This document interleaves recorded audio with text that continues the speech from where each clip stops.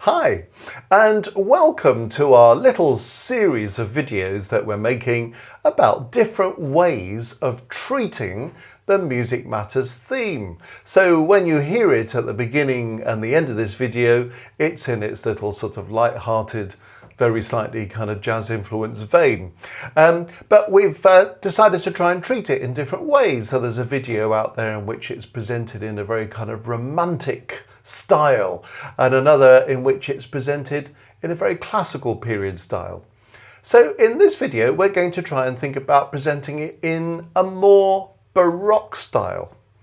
Actually, it's quite an interesting theme to work with when you want to do this. And what I've done is to write it as the exposition of a fugue.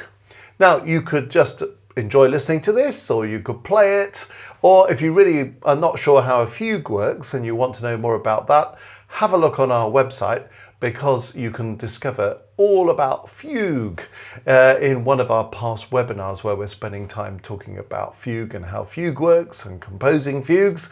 And there's also a video course which is an analysis of one of the 48 preludes and fugues of Bach. So if this sparks an interest in fugue, well, there it is. That's a useful thing to know about. Lots of people play fugues, don't really quite understand how they work. So what have I done here? Well, I've taken the first few notes of the Music Matters theme, you know, and I've presented it as the first part of a fugue subject.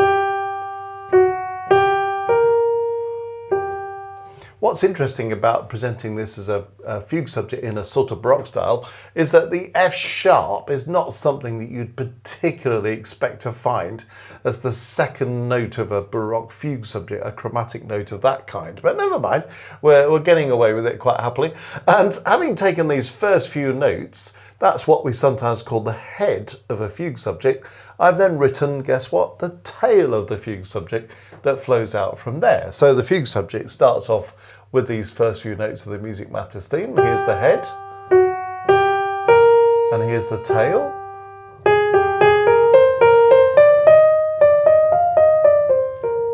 And then what happens here is that we have what we call the answer, which is when we have the original subject but presented in the dominant key. It's normally the dominant key, but it might be the subdominant key. In this case, it's in the dominant key, so I've transposed this into B flat major.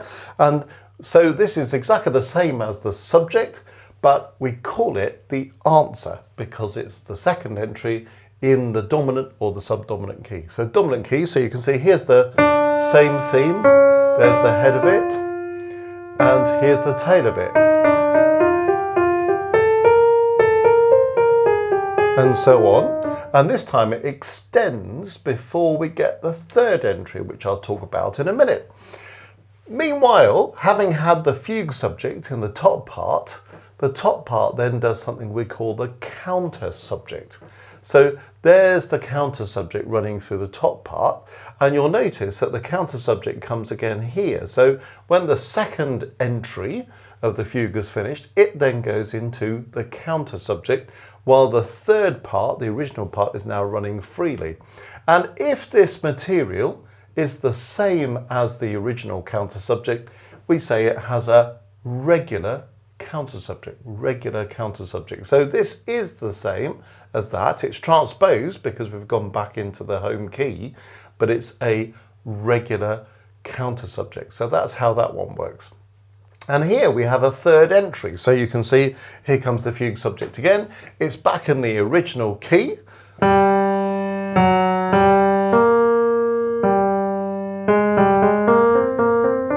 And then it sort of finishes off. So this could be what we call the exposition, the first section of a fugue, or it could be a very short piece in its own right, in which case you'd probably call it a fuguetta. But it's got the essentials of a subject in the original key, an answer, in this case in a dominant key, a third entry back in the tonic key. It's got the sort of head and the tail of a subject.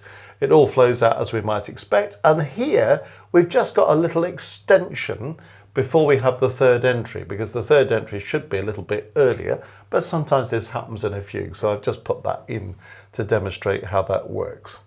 So what does all that amount to in sound? Well, let me try and play what I've written on the board.